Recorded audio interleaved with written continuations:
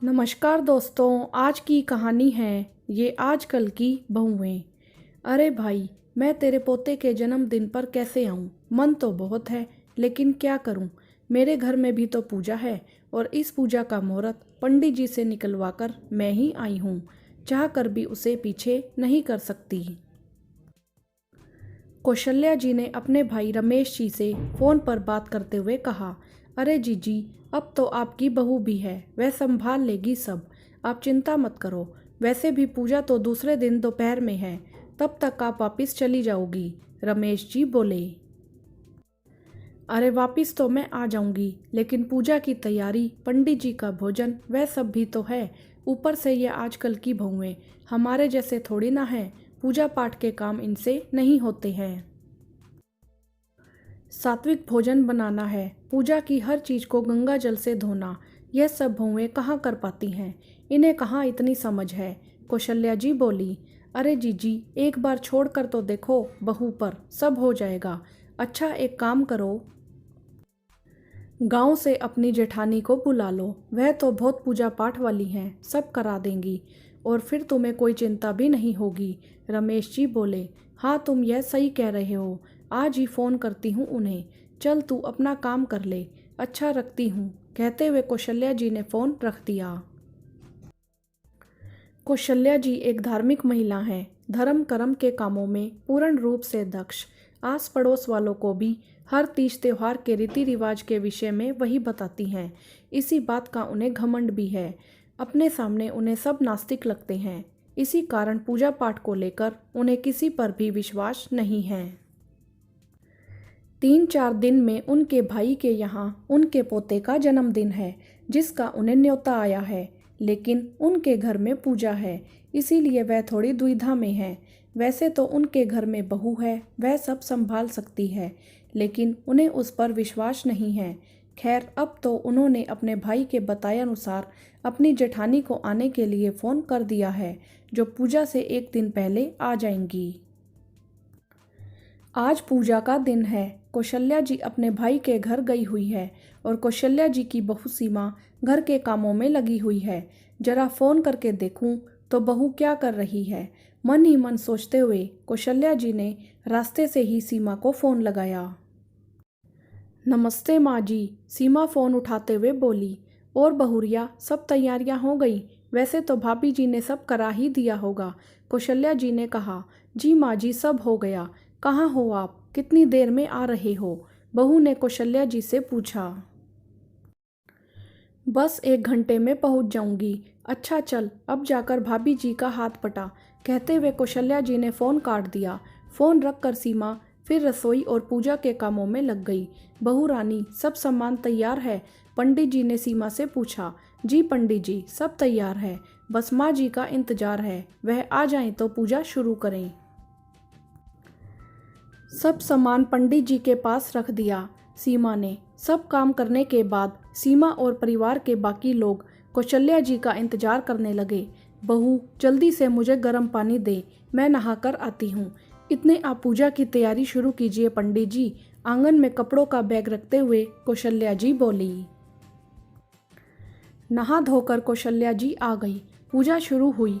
अरे भाई, रोली कहाँ गई? कुछ ढूंढते हुए पंडित जी के मुंह से निकला। रुको पंडित जी, मैं लाती हूँ। पूजा घर में एक ना एक पैकेट तो होगा ही। यह आजकल की बहुएं एक काम भी ठीक से नहीं करती। मुझे तो पहले ही पता था, कुछ ना कुछ सामान तो छूट ही जाएगा। कौशल्या जी शुरू हो गई। अरे कौशल्या बहन, कुछ नहीं छूटा। बहू ने पूजा की पूरी सामग्री दी है। रोली भी थी, यही सामान में होगी। मैंने अभी देखी थी सब सामग्री, पंडित जी ने कहा।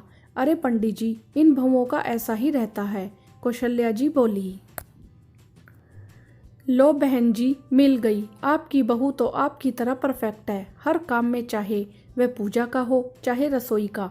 पंडित जी बोले। सारी पूजा अच्छे से समाप्त हो गई। सीमा ने 11 पंडित जी को भोजन कराया और दान दक्षिणा भी दी। अरे बहू, तेरी ताई जी कहाँ हैं? इतनी देर हो गई मुझे आए हुए, कहीं दिख ही नहीं रही। कौशल्या जी ने अपनी जेठानी के बारे में सीमा से पूछा।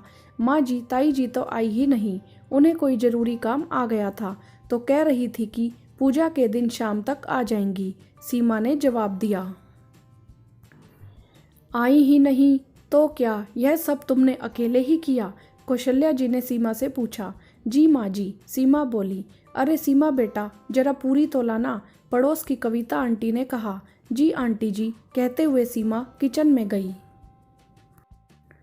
सीमा ने अकेले ही इतना कुछ कर लिया, इतना सारा खाना, पूजा पाठ, सब कुछ अकेले ही।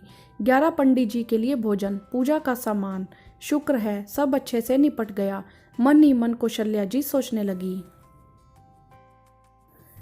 अरे कौशल्या, क्या सोच रही है? पड़ोस की आंटी बोली। कुछ नहीं, आओ बैठो, खाना खा लिया आपने? कौशल्या जी ने उनसे पूछा।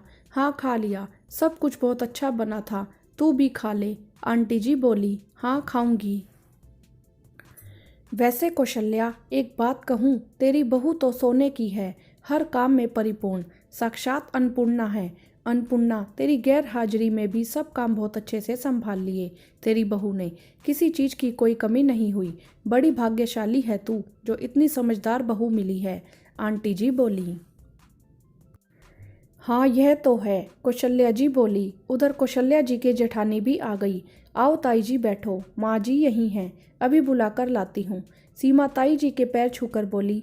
माँ जी, ताई जी आ गईं, नमस्ते। भाभी जी कैसी हैं आप? पैर छूते हुए कौशल्या जी बोली। सदा सुखी रहो। और सब काम अच्छे से निपट गया? कौशल्या जी की जेठानी ने पूछा। हाँ भाभी जी, सब कुछ अच्छे से हो गया, कौशल्या जी खुशी से बोली। अरे मुझे कोई ज़रूरी काम पड़ गया था, इसीलिए कल मैं नहीं आ पाई, कौशल्या जी की जेठानी ने कहा। कोई बात नहीं भाभी, मेरी बहू ने सब संभाल लिया। वैसे अच्छा ही हुआ जो आप नहीं आई, आपके न आने से मुझे अपने घर में रहने वाली अन्नपूर्णा के दर्शन हो गए। वैसे मैं तो हमेशा उसे नासमझ और गैर जिम्मेदार ही समझती थी। आपकी वजह से ही सही, आज मेरी बहू के गुणों का पता तो लग गया, कौशल्या जी ने गर्व से कहा। कौशल्या जी के मुंह से यह सब सुनकर उनकी जेठानी बहुत खुश हुई, क्योंकि वह कौशल्या जी को यही एहसास दिलाना चाहती थी कि आजकल की बहुएं भी जिम्मेदार और पूजा पाठ को मानने वाली होती हैं।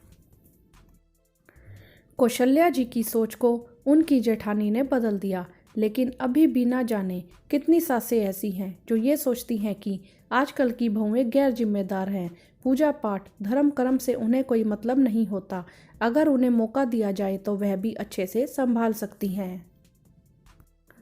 आपकी इस विषय में क्या राय है? आप हमें कमेंट्स करके ज़रूर बताएं। वीडियो को लाइक करें, शेयर करें और चैनल को सब्सक्राइब भी करें। धन्यवाद।